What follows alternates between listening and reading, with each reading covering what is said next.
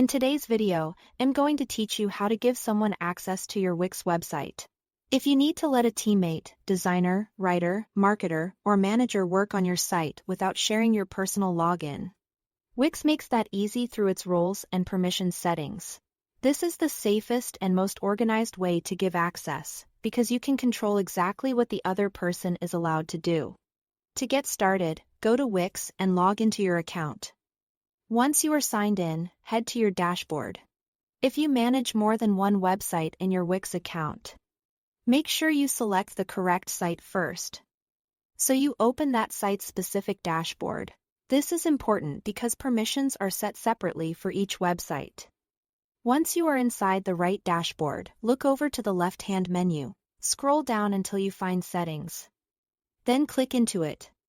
From there, select Roles and Permissions. This is the section where Wix lets you manage collaborators and decide what level of access each person should have. Next, click the Invite Collaborator button. This will open the invitation panel where you can add the person you want to give access to. In the email field, type in the collaborator's email address carefully so the invitation goes to the right person. After that, you will choose the role you want to assign. This part matters because the role determines what they can see and what they can change. Under General Roles, you may see options like Admin, Website Manager, Website Designer, Back Office Manager, or Content Writer.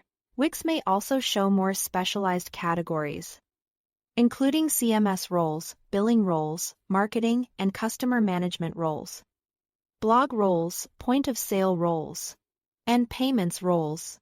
Take a moment to select the role that best matches what that person actually needs to do. It's usually a good idea to give the lowest level of access necessary, especially if they don't need full control of the site. Once you've selected the appropriate role, click Send Invite. Wix will send an email invitation to that person.